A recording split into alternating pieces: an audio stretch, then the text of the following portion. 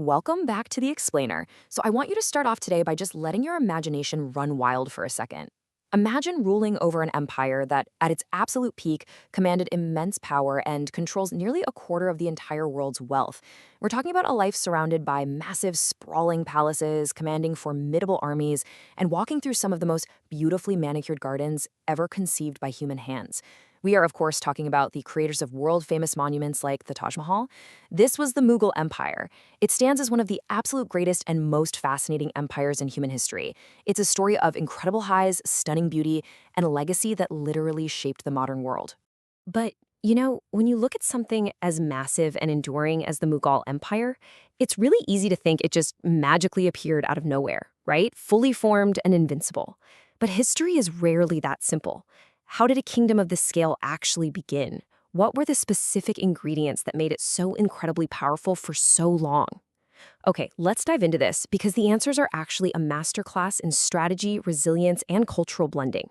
Think of this as the life cycle of the empire. It sparks to life in 1526 under a ruler named Babur. Then, years later, it hits this massive golden age of expansion under Akbar. Slowly, over time, the empire starts to weaken, particularly after the rule of Aurangzeb, and then it quietly closes its doors in 1857. Let's just move right into it and start at the very beginning. Right, so our story officially kicks off in 1526. The Mughal Empire was set into motion by Babur, who was a brilliant commander originally from Central Asia. He marched his forces into India and met the reigning power, Ibrahim Lodi, in what history remembers as the First Battle of Panipat.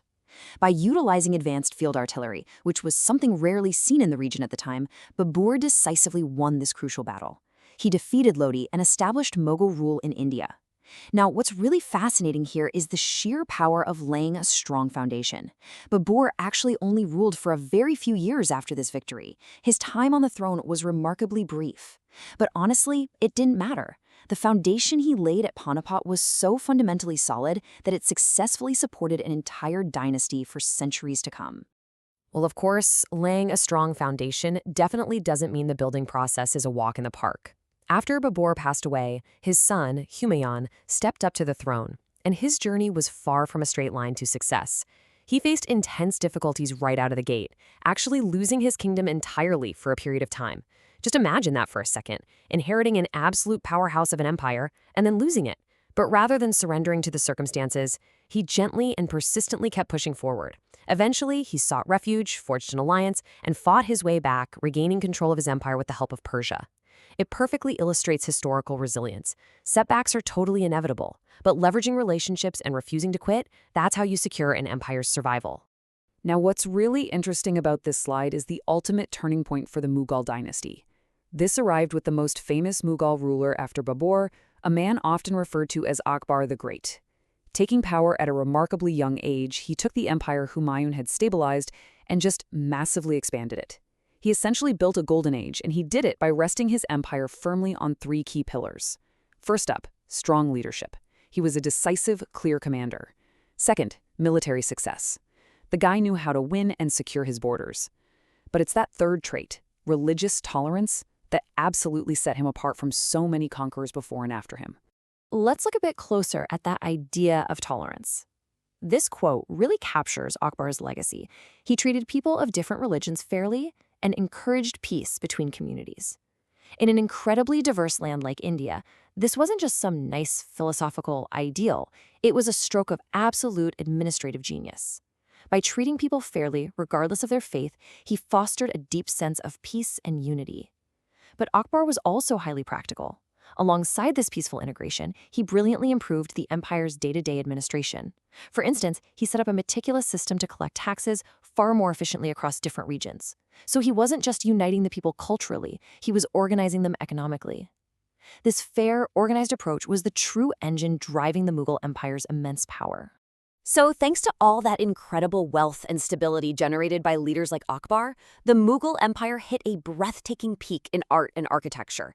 The Mughals weren't just warriors and administrators, they were visionary builders. They poured their vast resources into monumental structures, imposing forts for protection, sweeping, intricate mosques for worship, lush, symmetrical gardens that mirrored paradise on earth, and palaces that completely redefined luxury and grandeur. They literally painted this soft, beautiful picture across the Indian landscape, transforming the very stone and soil of the region into works of lasting art. And honestly, when we talk about Mughal architecture, there is absolutely one structure that stands head and shoulders above the rest: the Taj Mahal. This famous monument was built by the Emperor Shah Jahan. But what makes it so enduring isn't just the pristine white marble or the flawless symmetry. It's the story behind it. Shah Jahan built this breathtaking masterpiece in memory of his wife, Mumtaz Mahal. It creates such a cozy, romantic focal point right in the middle of this grand historical story of wars and taxation. It reminds us that at the absolute height of their power, the ultimate symbol of the Mughal Empire's art and culture was a monument dedicated purely to love and memory. And this brilliantly illustrates exactly how they achieved such a uniquely recognizable style. It was all about blending the intricate geometric traditions of Persian art, brought over from the early roots and alliances, like when Humayun sought help from Persia, with the deep, rich stonework traditions of India. They didn't come in and try to erase the local culture, they fully embraced it. The peaceful mixing of these two distinct styles blended together to create a beautifully unique Mughal aesthetic. It's just a perfect historical example of how bringing different perspectives together creates something far greater than the sum of its parts. But, all golden ages eventually have to face a sunset. After the rule of an emperor named Aurangzeb, the Mughal Empire slowly began to weaken, experiencing this cascading domino effect over time. It really played out in stages. Step 1. It started from within, with internal conflicts straining their focus and resources. Then Step 2. Those internal weaknesses led to regional rebellions, as local leaders realized the central power was slipping. Step 3. Sensing this vulnerability, foreign invasions began to chip away at the borders. Over time, the empire simply lost control over more and more areas, which leads us to Step 4. In that massive vacuum of power, the British steadily began to increase their foothold and dominance in India. So the crucial point is that this decline wasn't overnight. It was a slow fade. As British power steadily expanded across the Indian subcontinent, the Mughal central authority basically became a shell of its former self. Finally, in the year 1857, the Mughal Empire officially and quietly came to a complete end.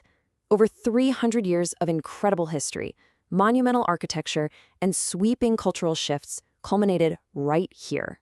But hey, just because an empire's political rule ends in a specific year doesn't mean its story is actually over. The Mughal Empire played a profoundly important role in history, heavily influencing everything from architecture and culture to government structures and the very fabric of society. Remember the tax systems Akbar set up, the beautiful blending of Persian and Indian art, the Taj Mahal? Even today, right now in the modern world, Mughal monuments and traditions remain a deeply important living part of India's heritage. They didn't just rule the land, they forever changed its identity. And that brings us to our final thought for this explainer. The empire ended, but its beauty remains. We've traced a journey from a single battle at Panipet through incredible hardship into an era of unmatched artistic beauty and cultural tolerance, and finally to its historical conclusion. It's a story of how a strong foundation, resilience, and unity can create something that outlasts the builders themselves. So, taking a page out of the book of Akbar and Shah Jahan, I leave you with this question. What lasting legacy will you build? Thank you so much for exploring this fascinating chapter of history with me today, and keep learning.